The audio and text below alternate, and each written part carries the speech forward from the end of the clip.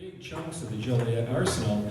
John Hussar, again, he called our regional office and they said, no, I'm sorry, we're really not interested in that. And so at that point, the curtain had been pulled back, and that was the end of the services involvement, but fortuitously, another conservation champion in Fran Hardy ran into a guy named Larry Stritch from the Forest Service and said, hey, what would you think about taking this over? And they instantly said yes, and it became Medewin National Tallgrass Prairie, which now has bison and 20,000 acres of land.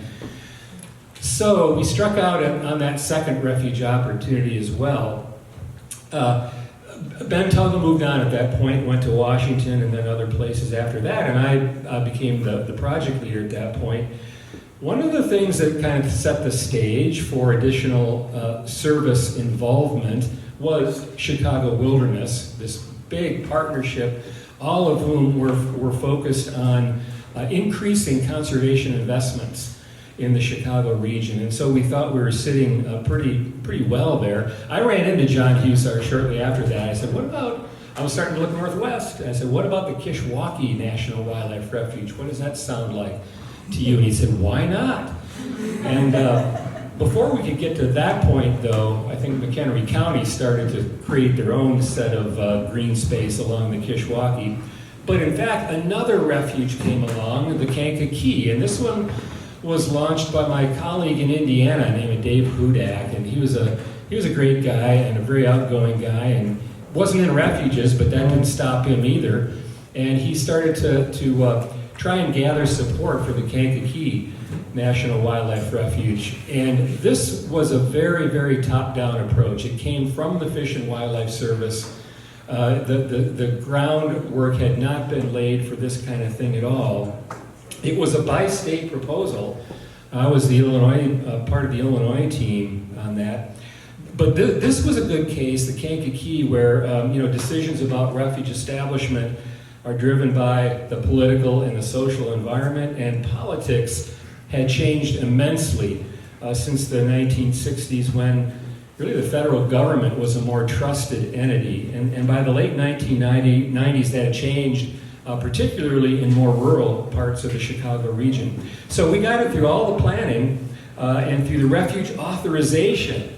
Okay, that was signed by the regional director, but then there was a rider by an Indiana lawmaker put on the service budget that prevented us from spending any more dollars on refuge establishment on the Kankakee, and that rider carried through for 3 years in a row, and that was it. And the Kankakee sat for 15 years, put it on a shelf, and nothing happened. Kankakee is another story, by the way. I won't say much more about that, but it is doing well now. And Cassie, you're going to have a good time down there. Yes, sir. But then politics changed again. The Bush administration came in, and there was no support for federal land acquisition at that point. And I remember we had a new regional director. Her name was Robin Thorson, a wonderful, wonderful lady, wonderful leader. She visited my office, and I said, there's rumblings down here about establishing a refuge. And she got very quiet and said, I want to tell you something. Do not get out in front of a proposal like that, because there will be severe repercussions. Don't take any kind of a lead role at all. Okay, so that was it. I kind of went back to doing Chicago wilderness work and everything else, and then one day I got a call from Ed Collins, and he said, a few of us have been talking up here in McHenry County about establishing a refuge. How would we go about doing that? And I said, well, let's get together over coffee. Next slide, Steve. And so we met at the canteen. This is the canteen. And this is a historic place, because this really was the intellectual birthplace of Hackmatack National Wildlife Refuge. Canteen, a nice little hole in the wall. They have great ham and eggs. But we sat, there were the center part, and there were booths along the edge. And we sat in a booth, because you don't talk about a refuge anywhere but back in the back corner. But he said, we got some partners set up, ready to go. And we tried to pin down the date of this historic meeting, and I think I've got it. So next slide. My wife, who's here, Sue, by the way, my wife says save too much paper. And she's absolutely right. We have I have boxes and boxes and boxes of files and paper and stuff like that, and we trip over them all the time, and we can't get stuff on shelves because of my boxes of paper. But I say, there's going to be something in there I want someday, right? And this is a case in point. So I still had all of my day planners going back to the 1990s, and I had to go in the barn to get them, and I had to like pull mouse nests away and things like that. But I found the one for November of 2004, and look right here, Ed Collins, PM. and I looked. I looked through the whole year. I looked at the previous year and the following year. There was no other Ed Collins except right there. So I think it happened, Ed, November 19th, 2004. Sound reasonable? All right, so we had that meeting. I said, I have no idea how you establish a refuge. I'm in ecological services. But I said, I'll find out. And so I went up my chain to a wonderful guy named Charlie Woolley, and he was the deputy regional director at the time. And I said, in this time of political uncertainty and opposition, actually, to refuge establishment, how would one go about it? And he said, well, we have a current example. It just happened. It was a refuge called Glacial Ridge in northern Minnesota. And he said that was a successful model. It was just established in that hostile administration. And he said, here's how it works. You need to build a strong base. You start with a strong base of local support, from residents through community leaders, through state legislators, up to the governor, and then have the governor of the state reach over to the Fish and Wildlife Service.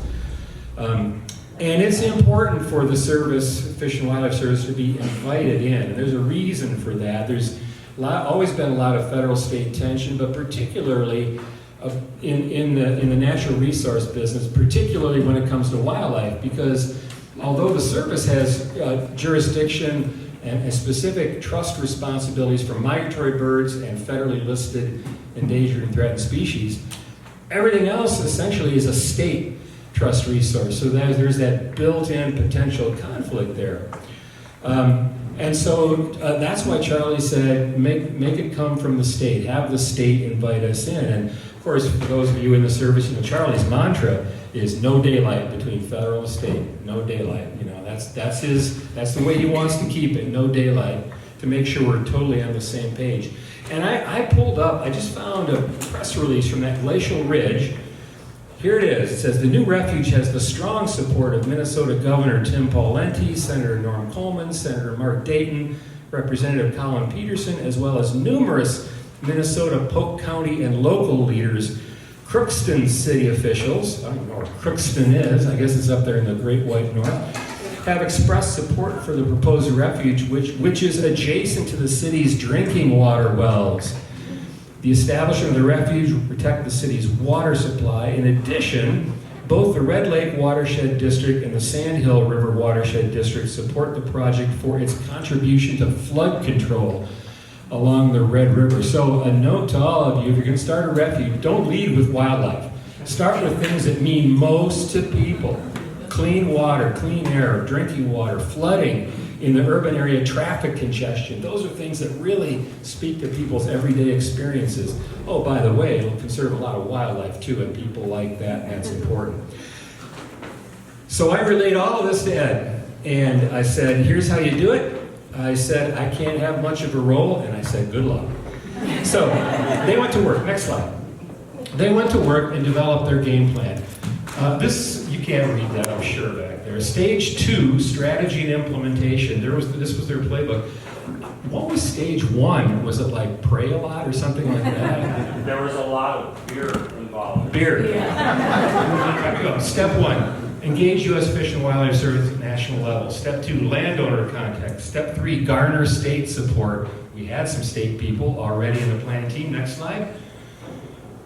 4, 5, 6, build county support. Step 5, build township and municipal agreement. And then step 6, broad public support. So they went to work undaunted by this task ahead, and over the next 3 years, they won people over. Slide presentation after slide presentation, landowner by landowner, community by community. county board member by county board member, legislator by legislator. It was just a continuous, steady drumbeat of outreach. And they told a compelling story, and their visuals were drop dead gorgeous. And I think that had a lot to do with the artist, or the photography rather. But you know what? Nancy Williamson is a pretty good visual artist herself.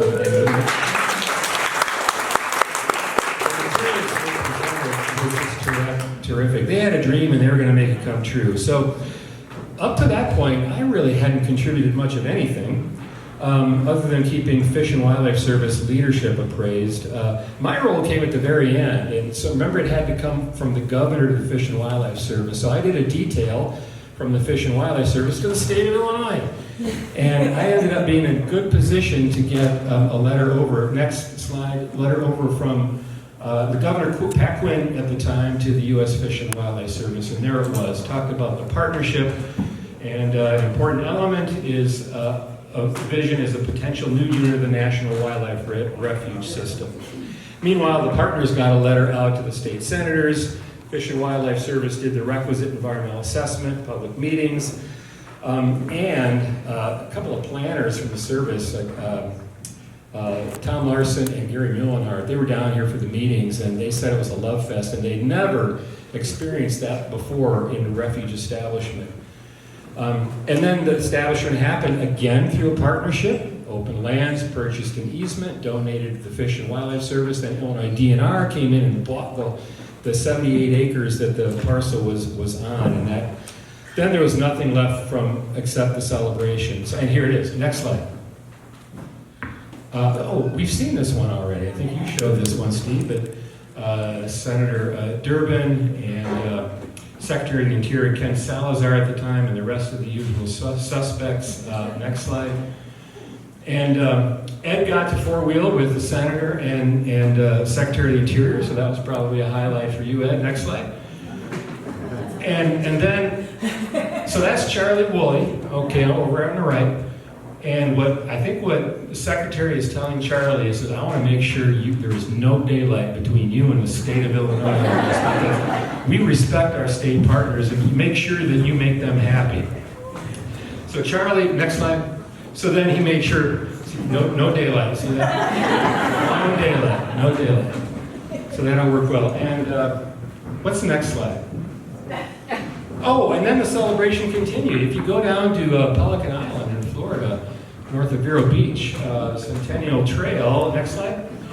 Pelican Island was the very first national wildlife refuge established by Teddy Roosevelt, 1903. It was a 5-acre island for nesting herons and egrets. There's the trail out, and then when you get to the end of it out there, you see the original Pelican Island. The refuge is much bigger now, but you see the name of every refuge is inscribed on a plank.